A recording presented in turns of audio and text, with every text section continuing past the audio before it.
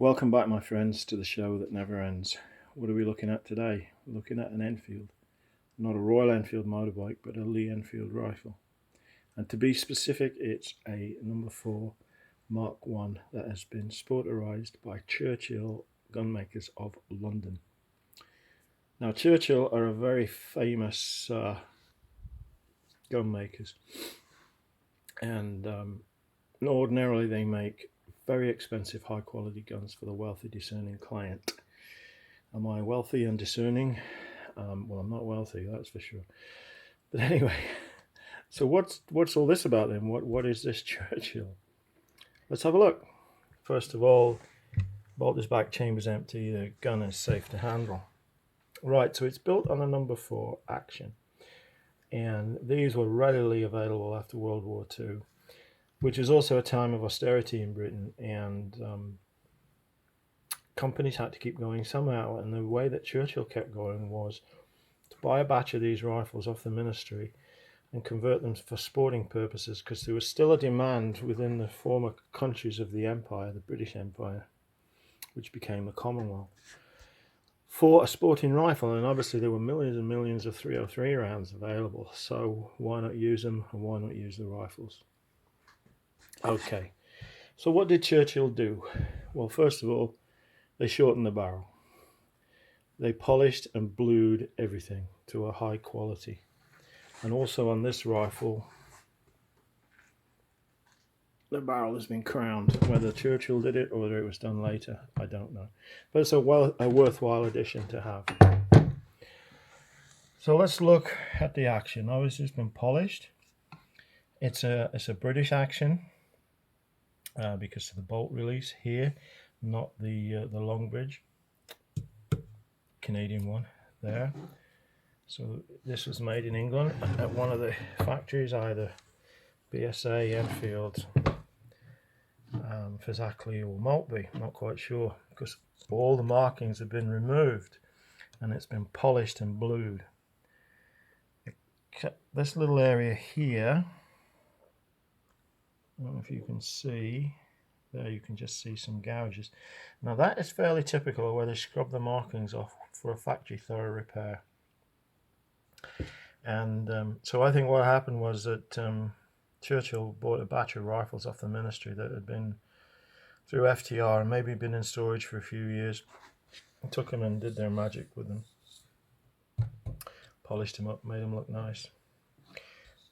Safety's the same, standard. Bolt is the same as a military. Trigger is the 2-stage pull, which is like the military, and it's a trigger I really like, actually. Okay, now then, the fore end I think is a proprietary made one, which was made for Churchills. They may have made them themselves, but I think it's machine made, with a plastic fake ebony tip, which is good. The buttstock is again a proprietary one. If you look at a Parker Hale of the same vintage, you will see that they're identical. Parker Hales will have a rubber recoil pad on them, and most Churchills, well, all Churchills I've seen, have this plastic butt plate which is marked Churchill Gunmakers London. Sometimes Churchills would engrave the top of the barrel. This one hasn't been done. Right, when I got the rifle, it had an aluminum scope mount on it, which was rather high, and it had a scope which was absolutely no use at all. It was garbage. So I threw those away and I started looking for a better system, and I wanted to keep it as low as possible, because the problem with these Enfields is getting the scopes low. But I found this one, which I think is called an AccuMount, and it comes from the United States. I bought it a few years ago. I did have it on another rifle, and I've put it on this one now. Now I think this is the best mount.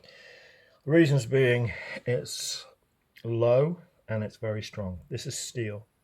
It has an integral weaver rail on it, so you don't have to add a Picatinny or a weaver rail to it. And it is held on in 2 places. It's held on by a wedge here. There's an Allen bolt that comes through and catches on a separate wedge, which you put under the charger bridge. and tighten it up really tight. And also it picks up on the rear sight pivot holes here, and there's a little bolt goes in from either side with an Allen head. You can just see it right there.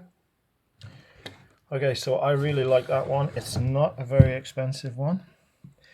I can't remember how much it cost, but it wasn't a terrific amount of money.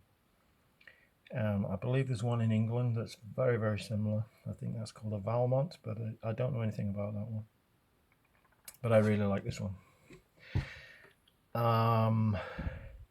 The scope is a Leupold 2-7, and it's a kind of scope I like because I have one on my other rifle, on my BSA hunting rifle, and 2-7 works for me because the scope's not too big.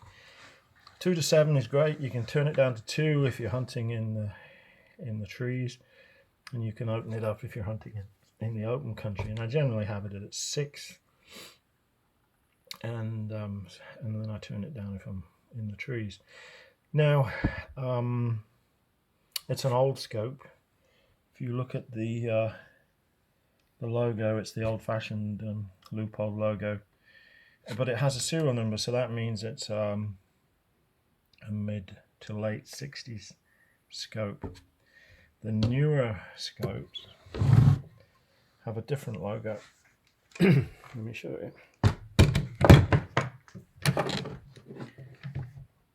Bolts back, chamber's empty. She's safe to handle. Yeah, this is my BSA mark, and it's also got a 2-7 on it, but the logo is different. And this scope, I think, is dated at 1997. Again, it's a 2-7 Vari X2, but it has a larger objective than this scope. And pretty much that's the only difference. You can tell to a certain extent how old scopes are because Leupold started adding letters. They started numbering them in the late 60s. And then in 74, they started putting a letter in front of the number. I've got another scope here, which is a Leupold straight 4x magnification. And that's got the later style logo. Serial number on these is underneath, and that doesn't have a letter. And they started putting the letter on in 74. So this is late 60s, and that's early 70s. And then this scope is the 90s. What else can I say about this rifle? Yep, I go with Weaver mounts wherever I can. Obviously, can't use them on the BSA. I have to go with Parker Hales on here. But the reason I like Weavers is they're so simple and they're cheap. You can pick them up, I don't know, for 20 bucks at gun shows. There's different heights, and this is the very lowest. And it works really well on this rifle because there's always a problem with height when you want to put a scope on an Enfield, because there's really nowhere to put it here. It's a military rifle after all, it wasn't designed for it.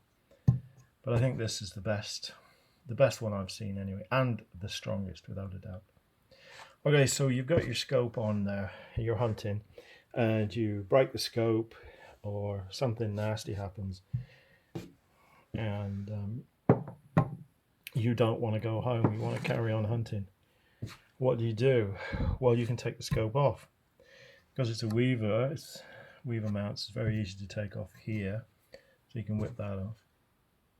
But unlike other models, there's no open sight option on this. We have a very nice foresight, sporting type foresight, but no rear sight. So what do?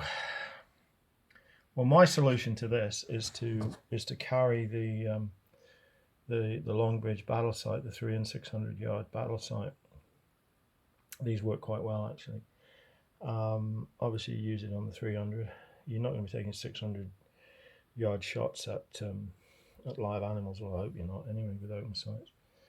But at 300, if you sight your, if you sight your rifle and get your foresight where you want it, get your sight picture in your head, then you can put this back on and carry on hunting.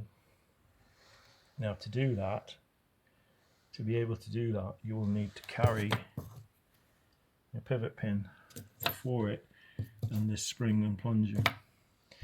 Now, you can leave the spring and plunger down in there. You can see that slot on the other side of a bolt, right in the middle there. That's where the spring and plunger fit. So you can leave them in there if you want to. And what I've done to the rifle is I have drilled another hole in the buttstock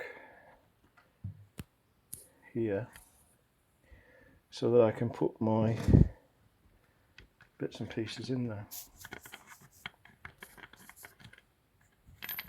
So, sorry, I'm one-handed. I can't do much better than this. So there we go.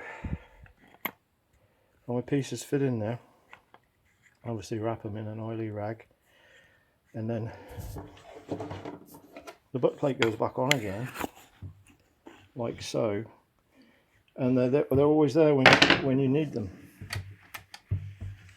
Hang on, let me put it back. They're always there when you need them in the rifle. Now, to get them out, you're going to need two Allen keys, one for here and then a larger one there.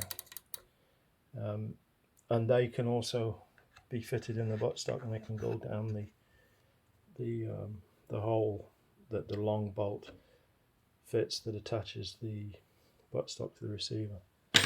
So that's a solution. If you're interested, you can do that. I'm going to do that. I'll find a nice oily rag, shove everything in there. As long as you carry a screwdriver to get this off, which would be, in my case, a Leatherman, and you've got all the tools and bits and pieces you need in the rifle stock, you can forget about it. They can stay there for years. But when you do need them, they'll be right on hand, and you might be able to carry on hunting instead of having a day's hunting ruined and you have to go home. So there we are. That is my spare hunting rifle, sometimes my main hunting rifle. I think I've said all I want to say about it. And like I say, if you've got any questions about it, you can always ask me in the comments. It's fairly straightforward, but as regards a hunting rifle, these are still viable. 303s are, well, you can still buy ammunition fairly cheap, and ammunition is very expensive these days. I do load some of my own. I haven't loaded 303 because I've had lots of 303 ammunition for a few years now, hunting and military. So I haven't needed to, but I have kept all my cases so I can reload. And as long as you don't overdo it with the pressure, you can load those cases, 3 or 4 times maybe if you're lucky before they stretch. But yeah, as it was my second string hunting rifle, could be my first string. Who knows? So you can pick up one of these for a few $100 and get a good working hunting rifle up for about a quarter of the cost of a modern rifle and scope. So there we go. Hope this was of some use to somebody. Take care of yourselves, look after one another, enjoy your hunting, enjoy your shooting, and I will talk to you next time. Goodbye.